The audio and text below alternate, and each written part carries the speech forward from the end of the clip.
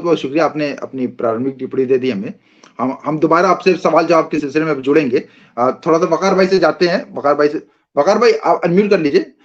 अभी आपने देखा अंसार साहब से मेरी पहली बार मुलाकात थी, तो आजमगढ़ में मुलाकात किया था, और उन्होंने जिस तरीके से बताया और ऑफ द कैमरा भी बहुत कुछ बताया उन्होंने, जो दर्द बयान किया कि कहते थे कि वो जमींदार की औरतें कहती थी हमारी औरतों से कि जो तो पैखाना साफ करती हो, इससे कल जो क़यामत के दिन तुम्हारा हाथ जो है वो जो सोने का हो जाएगा। तो ये कह रहे हैं कि कमीनी औरतें, तुम लोग अपना हथवा कहानी सोने की करवा ली, हमारी औरतों हथवा कहानी सोने की करवा रही थी। ठीक है, तो वो दर्द है भाई, जाहिर सी बात है उस दर्द को बयान कर रहे हैं। और कभी भी जो उत्पीड़क है उसकी भाषा जो है बहुत शालीन नहीं होती, बहुत मीठी नहीं होती, तो वो दर्द उतना आपको सुनना पड़ेगा। ठीक है, तो वकार भाई ये मैं आपसे ये उत्पीड़न वाली बात इसलिए पूछ रहा हूँ क्योंकि आपका अनुभव बहुत ज्यादा रहा है इस सब मामले में, और आप जिस समाज से आते हैं उसका भी अनुभव रहा है।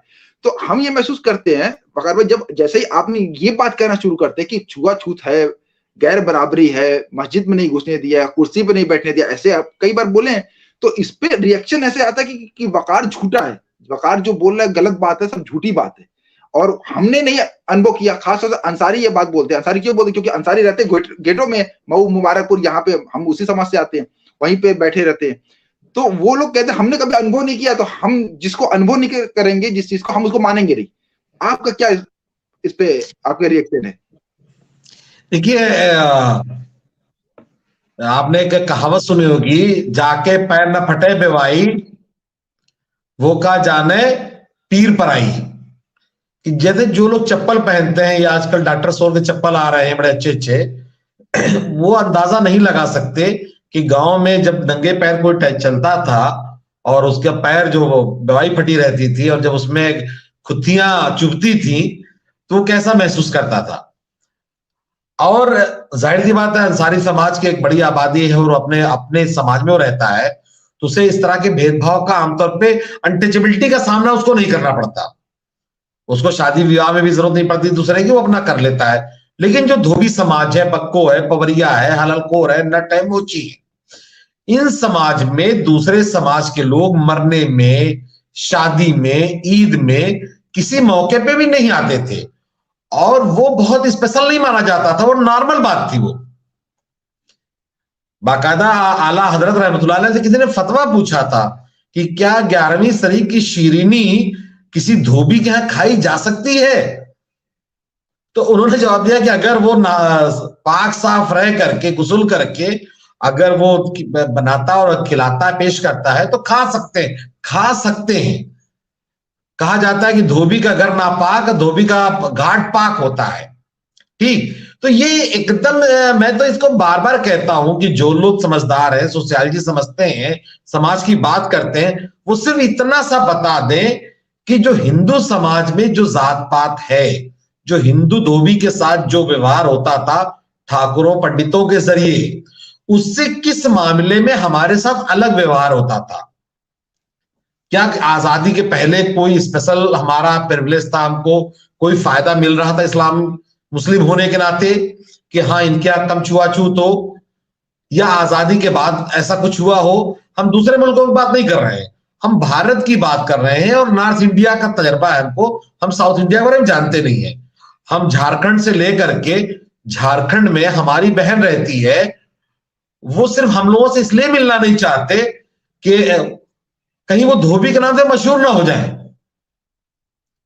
और लाखों धोबियों ने कल भी अपनी बिरादरी बदली है हमारे डर से, और इस जो बिहार में भी हो रहा है जातिवाद जनगणना, यूपी में भी हो रही है, हर जगह उन्होंने अपने आप को अंसारी लिखवाया है, पठान लिखवाया है, और अलग अलग जो बिरादरी जहां बन पाया है वो उस बिरादरी में बन के अपने को लिखवा रहा है।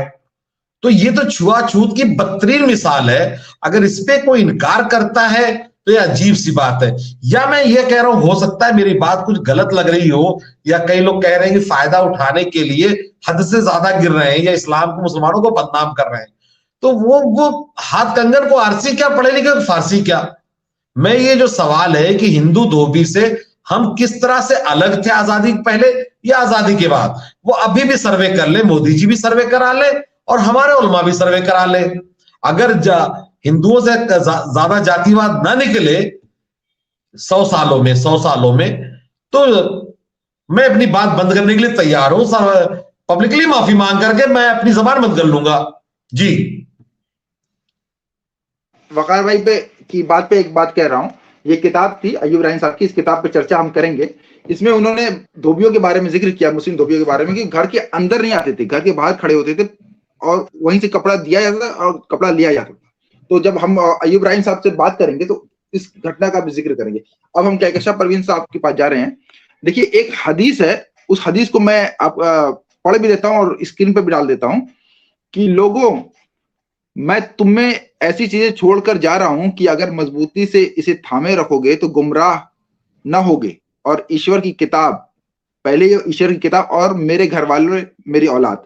तो इस हदीस को आधार बनाया जाता है सैयदवाद का भी, कि देखो जब नबी सल्लल्लाहु अलैहि वसल्लम कह रहे हैं, देखो तिरमिजी की हदीस है, मैं लिख दिया हूं, सब कुछ इसमें मौजूद है, कि ये कहा जाता है कि देखो नबी सल्लल्लाहु अलैहि वसल्लम खुद ही कह रहे हैं कि मेरी औलाद को जो है उसको पकड़े रहो। तो मतलब कि हमारी बर्तरी तो नबी सल्लल्लाहु अलैहि वसल्लम ने ही साबित कर दी। तो इस हदीस के ऊपर आप मुझे बताएं, क्योंकि ऐसी एक दो और जी बोल दीजिए फकर भाई। मैं पहले बोल दे रहा हूं फिर देखिए इस पे मैंने काम किया, मैंने इस पे थोड़ा सा काम किया इस हदीस पे। मैंने एक शिया हजरत थे, उन्होंने कहा कि नहीं देखिए आप में हमारे में ज्यादा फर्क नहीं है, आप भी वतीउल्लाह वाले हैं, हम भी वतीउल्लाह वाले हैं, आप भी वती रसूल के हैं, हम भी वती रसूल हैं। सिर्फ हजरत जरा करेक्ट कर लीजिएगा हम जो हमसे गलती होगी तो बस अम्र मिन्नकुम में जो है हमारे आप में भटका हो जाता है। आप अबू बकर को खलीफा मान लेते हैं और हम हजरत अली को इमाम मानते हैं, वसी मानते हैं। तो मैंने उनसे ये कहा कि ठीक है आप हजरत अली को वसी मान लेते हैं, फिर इमाम हसन को मानते हैं, फिर जाहिर बात इमाम हुसैन को मानते हैं, फिर इमाम हुसैन के बाद जो है इमाम बाकर को मानते हैं, उसी साथ में हजरत जैद भी आते हैं। तो आपके लिए अमर मिन्नकुम कौन है, उलुल अमर कौन है आपके लिए? चुप हो जाते हैं। एक चीज। दूसरी चीज ये है कि हजरत अली रज़ियल्लाहु जो है अहले बैत का जो मेन वो है उसमें नहीं आते हैं। वहां मामला नबी के खून का है और हजरत अली नबी के खून में नहीं आते हैं। नबी के खून में हजरत फातिमा से जुड़ी जो औलाद होगी वो आती है। और जब नबी सल्लल्लाहु अलैहि वसल्लम दुनिया से पर्दा फरमाते हैं तो उस टाइम पे हजरत इमाम हसन और हजरत इमाम हुसैन बहुत छोटे बच्चे होते हैं। हजरत फातिमा खून में आती हैं जो 6 महीने के बाद दुनिया से इंतकाल कर जाती हैं। तो ये हदीस जो है हमारे जो बड़े सैयदवादी सादात थे उन्होंने गढ़ी है और नबी सल्लल्लाहु अलैहि वसल्लम ने हजरत बताएंगे अभी कि ये कहा था मैं तुम्हारे बीच में कुरान और सुन्नत की बात आपने कही थी और उन्होंने कुरान और अहले बैत कह दिया और अहले बैत में कोई मौजूद है ही नहीं। तो नबी सल्लल्लाहु अलैहि वसल्लम हम लोगों को किसके जिम्मे छोड़ के गए? जी अगर आप मॉडर्न तरीके में जो इधर इस्लाम आया दोबारा रिवाइज हुआ, जो शाह वलीउल्लाह मुहद्दिस देहलवी रहमतुल्लाह अलैह जो है मक्का से और मदीना या जहां से भी जाकर के दोबारा हदीस का इल्म लेके आए, कुरान का तर्जुमा वगैरह हुआ। अगर उसके पहले के इस्लाम, भारत में इस्लाम की हालत को देखेंगे आप, जब सूफिया कराम का जमाना था, तो आप एकदम यकीन के साथ कह सकते हैं भारत में कि इस्लाम जो है सिर्फ सैयदों के खाने पीने और उनके रहने सहने के लिए आया था। वहां पे दूसरे किसी तबके के लिए कोई जगह नहीं थी।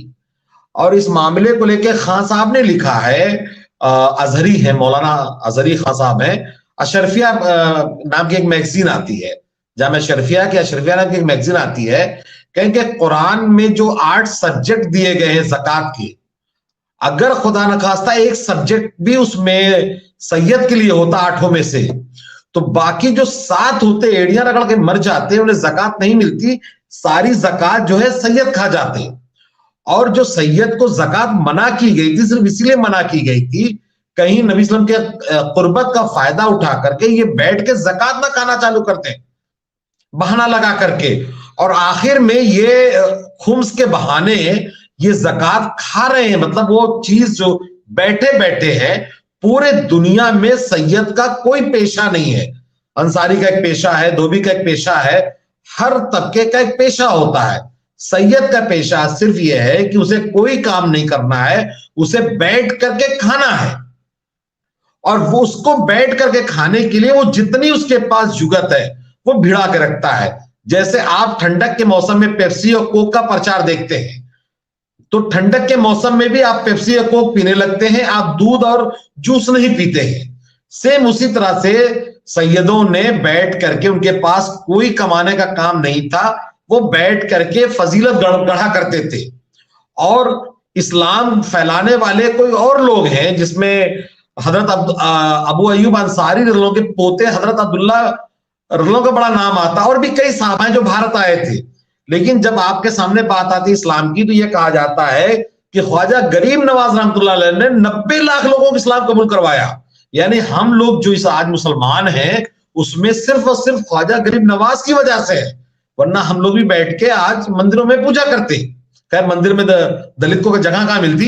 तो ये, जबकि इस्लाम 500 साल से फैल रहा था, और सैयद जो पीर हैं वो वहीं गए हैं जहां इस्लाम फैल चुका था। आप कभी भी उनको चाइना में, उनको भूटान में या मंगोलिया में, जापान में नहीं पाएंगे। हमेशा इमाम हुसैन लोगों की शहादत से लेके बाकी शहादतें होती रही, लेकिन कभी भी बनु अब्बास और बनु उमैया को छोड़ के कहीं नहीं गए।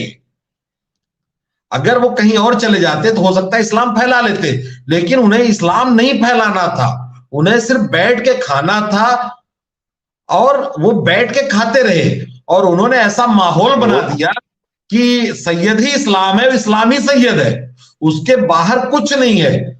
बड़े बड़े उलमा का कहना है कि जो खान, जो नीचे चीजें होती हैं, खदान जो कहते हैं जमीन के नीचे की, उस पर सिर्फ सादात का हक है, और पसमानदा की आमदनी का 20% सादात का हक है। और आज जो ईरान इतनी मजबूती से लगा हुआ है, और जो हजरत अबू बकर और हजरत उमर लोग की कब्र मुबारक खोदने की जो तैयारी कर रहा है, उसको पूरे दुनिया से यही खुम्स जा रहा है सैयदों के नाम पे, और वो सैयदों का एक मरकज बन के ईरान बैठा हुआ है। और ईरान को हमारे भारत के लोग कभी कुछ नहीं कहते, और उसके बदले में जो बद्दुओं के जरिए हुकूमत की जा रही है, गल्फ के दूसरे जो मुल्क है, अरबी मुल्क, उन्हें लगातार गाली दी जा रही है। सिर्फ इसलिए गाली दी जा रही है कि वो बद्दू हैं, वो चाहे जितना अच्छा काम कर लेंगे वो बद्दू कहे जाएंगे। और ये कितना भी अली को खुदा भी मान ले, तब भी ये काबिल कबूल है। तो ये सैयदवाद की जो जकड़न है, उसके सामने ब्राह्मणवाद 12 साल का बच्चा है।